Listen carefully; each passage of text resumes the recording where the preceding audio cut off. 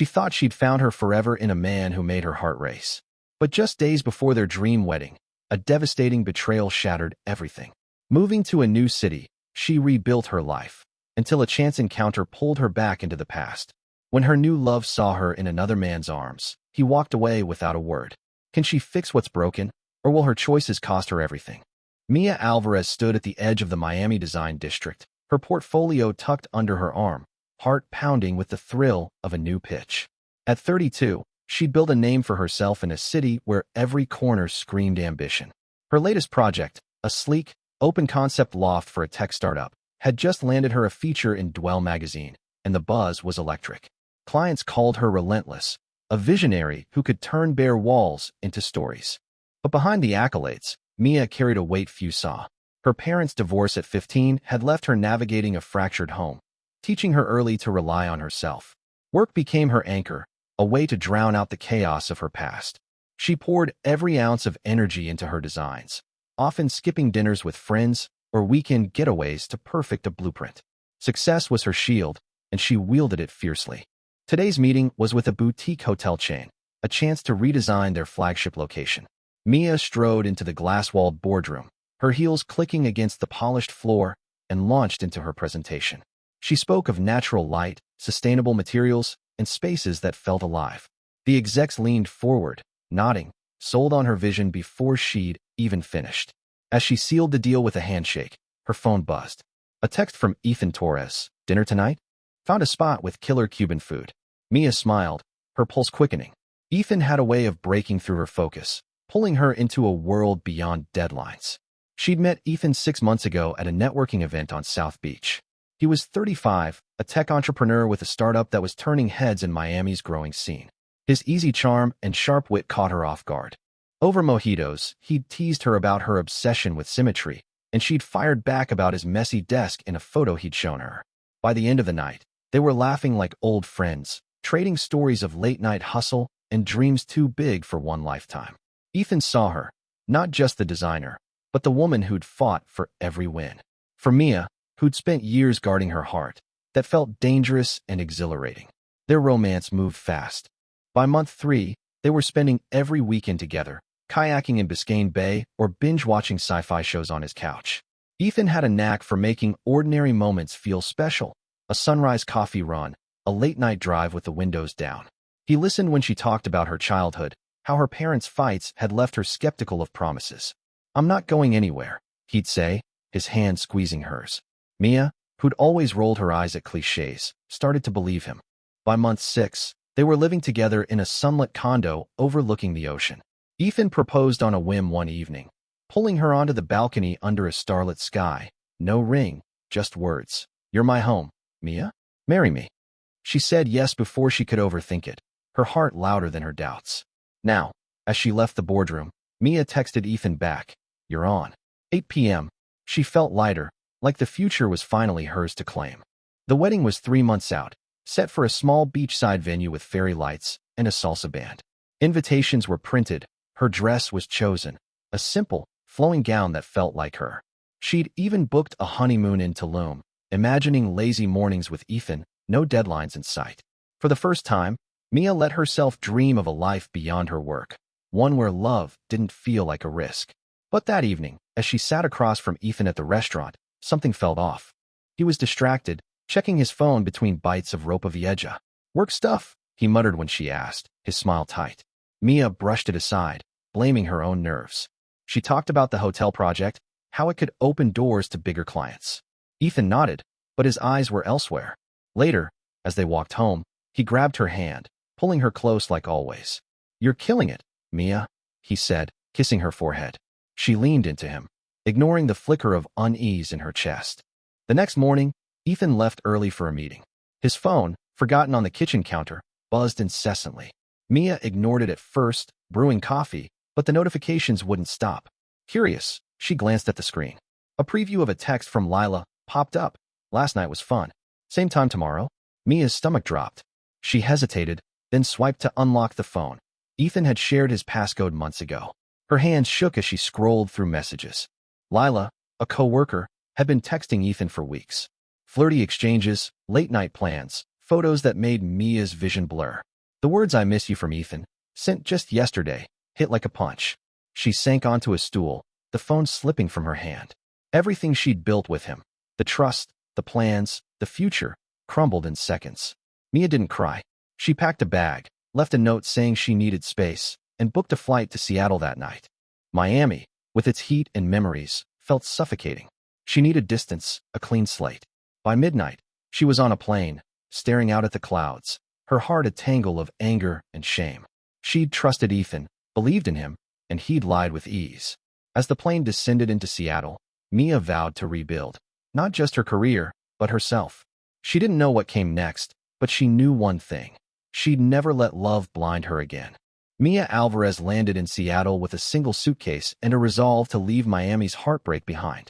The city's gray skies and crisp air felt like a reset button. She rented a modest apartment near Pike Place Market, its walls bare but brimming with potential. Her first week was a blur of logistics, updating her portfolio, emailing old contacts, and securing a workspace at a local design co-op.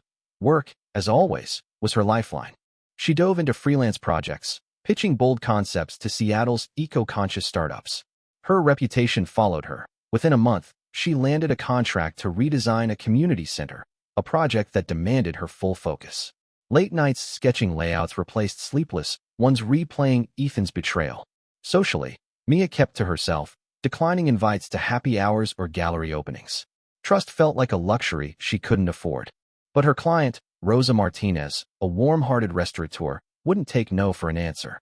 Rosa had hired Mia to revamp her family's taco shop, praising her knack for blending modern lines with cultural warmth. "You need to get out," Rosa insisted one afternoon, sliding an invite across the table. "My aunt's hosting an art exhibit downtown. Come meet people." Mia hesitated, her instinct to retreat battling her respect for Rosa's persistence. She agreed, promising herself she'd stay an hour, tops. The gallery buzzed with Seattle's creative crowd, painters, architects, and techies mingling under soft lights. Mia sipped a sparkling water, feeling out of place, when Rosa waved her over. "Meet my nephew, Lucas Rivera," she said, gesturing to a man in his mid-30s, his posture relaxed but attentive. Lucas, a landscape architect, had just flown in from Portland to give a guest lecture on urban green spaces. He spoke with quiet passion about rewilding cities, his hands moving as if shaping the air into parks. Mia, intrigued, mentioned her community center project, and they traded ideas about sustainable design. His genuine curiosity about her work disarmed her. By the end of the night, they exchanged numbers, and Mia left the gallery feeling a spark she hadn't expected. Their connection grew effortlessly. Lucas texted the next day, asking her to grab coffee. Over lattes, he shared stories of his latest project, a rooftop garden for a low-income housing complex. Mia opened up about her move from Miami, keeping Ethan's betrayal vague but admitting she'd needed a fresh start. Lucas listened without pushing, his steady presence a contrast to her guarded heart. Soon, coffee dates turned into hikes in the Cascades, where they debated native plants versus modern aesthetics. Lucas showed her sketches of his park designs, and Mia invited him to see her community center's progress. Their chemistry was undeniable. Quiet moments felt as charged as their long conversations. 3 months in, Lucas asked Mia to move into his airy loft in Capitol Hill. She paused, her past making her wary, but his sincerity tipped the scales. "I want us to build something together," he said, his voice steady. Mia agreed, and they blended their lives, her drafting table in one corner, his plant samples in another. She felt grounded, like Seattle was becoming home. Her career flourished, too. The community center's unveiling drew local press, and new clients flooded her inbox. Lucas celebrated her wins, cooking her favorite empanadas after a long day. For the first time, Mia let herself imagine a future without cracks. But trouble brewed back in Miami. A late-night call from her sister brought news. Their father had suffered a stroke and needed surgery. Mia booked a flight the next morning, promising Lucas she'd be back in 2 weeks. He hugged her tightly at the airport, slipping a small sketch of a garden into her bag. "For luck," he said. In Miami, Mia threw herself into caregiving, managing hospital visits and rehab schedules. Her father, stubborn as ever, argued about his diet, testing her patience. She texted Lucas daily, his replies, funny memes, or quick voice notes, keeping her anchored. But the strain of being back in Miami, where memories of Ethan lingered, gnawed at her. One humid afternoon, While picking up her father's prescription at a pharmacy, Mia froze. Ethan stood at the counter, his frame thinner, his eyes shadowed. He spotted her, and for a moment, neither spoke. "Mia," he said finally, his voice rough. "Didn't expect to see you." She nodded, unsure how to respond. He looked like a man unraveling. Jobless, he admitted, and struggling with addiction since their breakup. Guilt and pity stirred in Mia, clashing with the anger she still carried. He asked if they could talk, just coffee, no strings. She hesitated, then agreed, telling herself it was closure, nothing more. Over coffee, Ethan spilled his story. A layoff, a spiral into pills, and a family that had cut him off. Mia listened, her resolve softening. She didn't know him anything, but his brokenness tugged at her. She suggested a rehab program, researching options that night. Ethan resisted at first, but her persistence won out. She drove him to a clinic, sat through intake, and checked in weekly. She told herself it was compassion, a way to heal old wounds. But she didn't tell Lucas, convincing herself it wasn't worth mentioning. Each visit to Ethan chipped away at her clarity, blurring lines she'd sworn to keep firm. As her father's recovery stretched past 2 weeks, Mia's silence grew heavier, setting the stage for a collision she couldn't see coming. Mia Alvarez balanced her phone on her knee, texting Lucas Rivera updates about her father's recovery in Miami. She'd been away from Seattle for 3 weeks, juggling hospital visits and her father's stubborn refusal to stick to his rehab exercises. Lucas's replies, short video clips of his latest park project or quick jokes, kept her grounded. Their first wedding anniversary was approaching, and Mia planned to fly back to celebrate, eager to slip back into the life they'd built. She didn't mention her visits to Ethan Torres, who was now in a rehab clinic she'd helped him enter. She convinced herself the omission was harmless, a way to keep their connection pure from her past's mess. In Miami, Mia's routine revolved around her father's needs. She coordinated with nurses, adjusted his meal plans, and argued with him about skipping physical therapy. Between appointments, she checked on Ethan, sitting through group therapy sessions or bringing him books to keep his mind occupied. His progress was slow but noticeable. He cracked jokes again, thanked her with a sincerity that felt new. Mia saw these visits as closure, a way to bury the pain of his betrayal 2 years ago.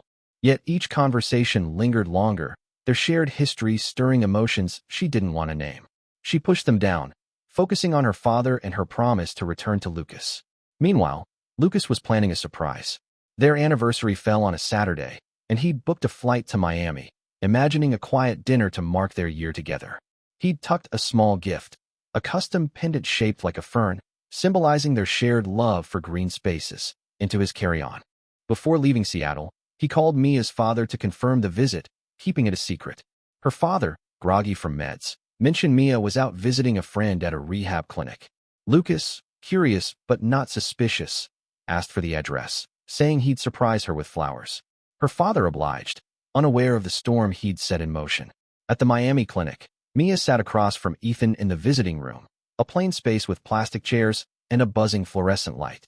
He was having a tough day, wrestling with guilt over his past. "You didn't have to do this," he said, his voice low. "After everything, you're still here." Mia shrugged, handing him a journal she'd brought.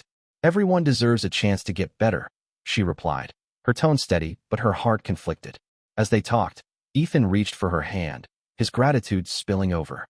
Mia didn't pull away, caught in a moment of shared vulnerability. She leaned in, offering a hug meant to comfort, but it lingered, a silent acknowledgement of their tangled past. Lucas arrived at the clinic, a bouquet of lilies in hand, his heart light with anticipation. At the reception desk, he gave Mia's name, but before the staff could call her, he glanced through a half-open door. There, in the visiting room, he saw Mia wrapped in Ethan's arms, her head resting against him. The sight hit like a freight train. The flowers slipped from his hand, landing silently on the floor. He stood frozen, the image burning into his mind. Mia, his wife, embracing the man who'd shattered her before. No words could undo what he saw. He turned, walking out without a sound, his chest tight with betrayal. Mia felt a chill, sensing someone watching. She pulled back from Ethan and glanced toward the door, catching a glimpse of Lucas's retreating figure. Her heart stopped. She bolted after him, calling his name, but he was already halfway to the parking lot. "Lucas, wait," she shouted, her voice cracking. He paused at his rental car, his face unreadable. "It's not what you think," she stammered, desperation clawing at her. "I was just helping him." Lucas's eyes met hers, cold and distant. "You didn't tell me," he said simply. "That's enough." He slid into the car, the door slamming shut, and drove off as Mia stood rooted, her world unraveling. Back at the clinic, Ethan tried to ask what happened, but Mia brushed him off, her mind racing. She called Lucas repeatedly, her calls going to voicemail. Texts went unanswered. She rushed to her father's house, hoping Lucas had gone there, but found only her father, confused by her panic. That night, she sat alone, replaying the moment, cursing herself for keeping Ethan a secret. She'd meant to protect Lucas, not hurt him, but her silence had spoken louder than her intentions. In Seattle, Lucas boarded a flight home, the pendant still in his pocket, his trust in Mia shattered. He didn't know what came next, but he knew one thing. He couldn't stay in a marriage built on half-truths. As the plane climbed, so did the wall around his heart, setting Mia and Lucas on a collision course with consequences neither could escape. Mia Alvarez sat in her father's Miami living room, staring at her phone, its screen dark with no reply from Lucas Rivera. She'd sent dozens of texts since he'd seen her hugging Ethan Torres at the rehab clinic, each one pleading for a chance to explain. Her calls went straight to voicemail, and her emails vanished into silence. The image of Lucas's face, cold, betrayed, haunted her as she packed her bags, determined to return to Seattle and face him. Her father's recovery was stable enough. She hired a nurse to take over and booked a red-eye flight, her heart pounding with dread and hope. She needed to make this right, to prove that her moment with Ethan was compassion, not betrayal. Landing in Seattle at dawn, Mia rushed to their Capitol Hill loft, fumbling with her keys. The door swung open to a chilling void. Lucas's books, his sketches, the small terrarium he'd built for his plants, gone. She ran to the bedroom, her breath catching. His side of the closet was empty, hangers bare. The bathroom held only her toiletries, his toothbrush absent. On the kitchen counter, she found their shared memory box, ticket stubs, Polaroids, a handwritten note from their first date, left behind like a relic. Mia sank to the floor, clutching the box, the weight of his absence crushing her. He hadn't just left for the night. He'd erased himself from their life. Her phone rang, snapping her back. An unknown number.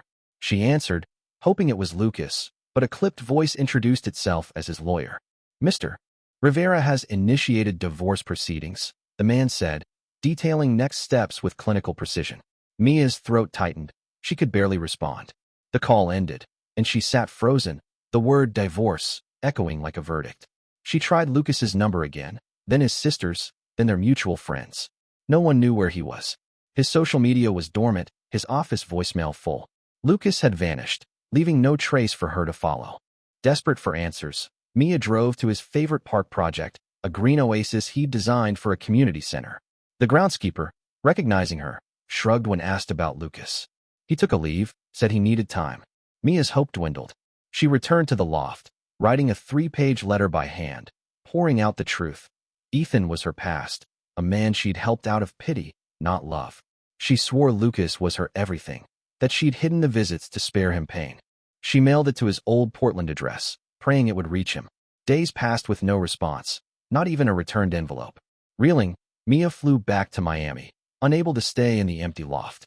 Her father welcomed her, but his concern only deepened her guilt.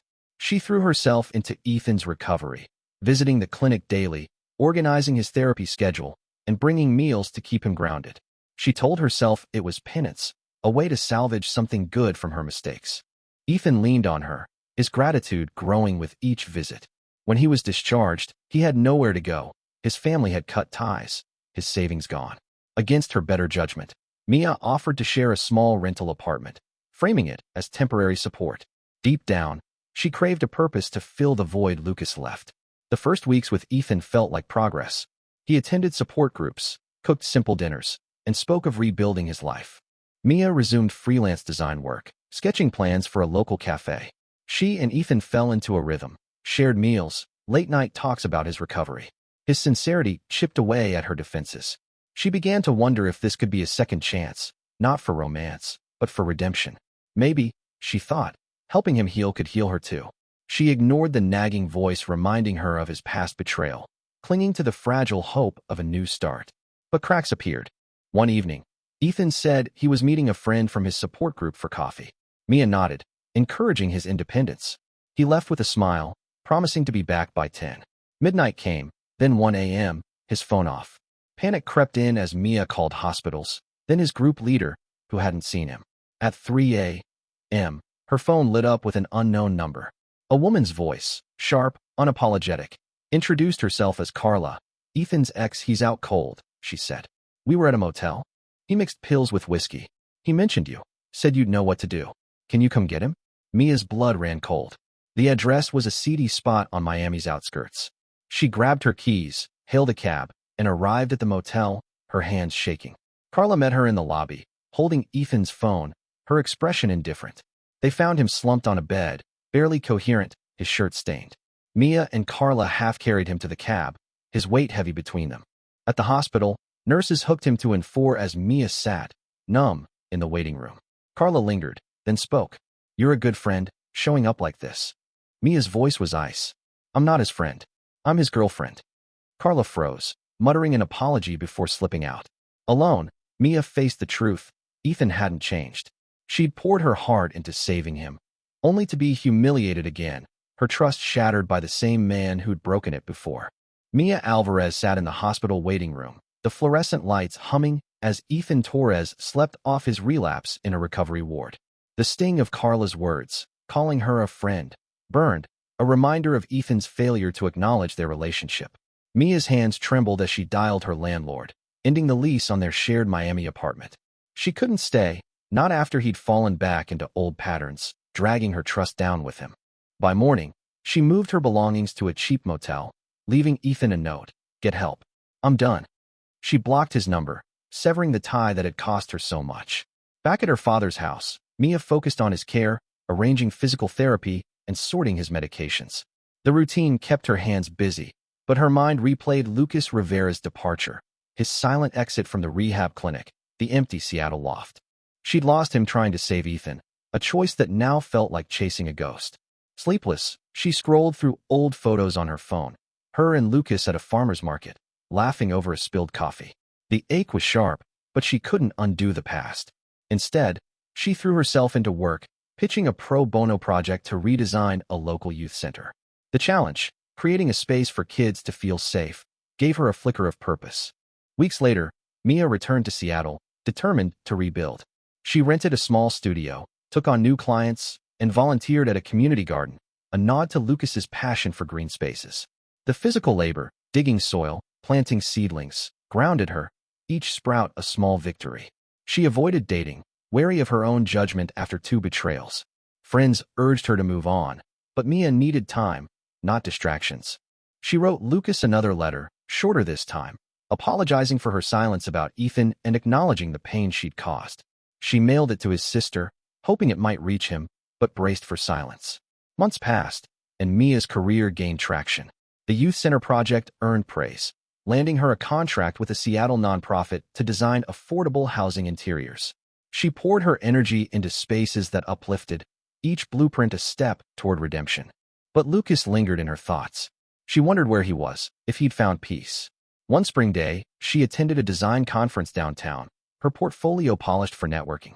Scanning the crowd, she froze. Lucas stood across the room, presenting a panel on sustainable urban parks. He looked focused, confident, his voice steady as he shared plans for a new waterfront project.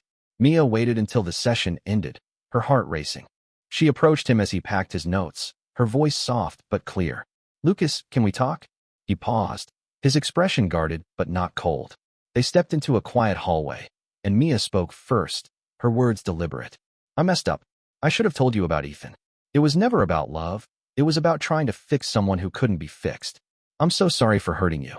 Lucas listened, his eyes searching hers. He nodded slowly. "I appreciate that, Mia. But I've moved on. I wish you the best." He offered a polite smile, then walked away, leaving her with a mix of relief and loss. Mia stood still, absorbing his words. There was no anger, no second chance, just closure. She'd hoped for forgiveness, maybe a spark of what they'd had, but his calm resolve showed her the truth. Some choices can't be undone.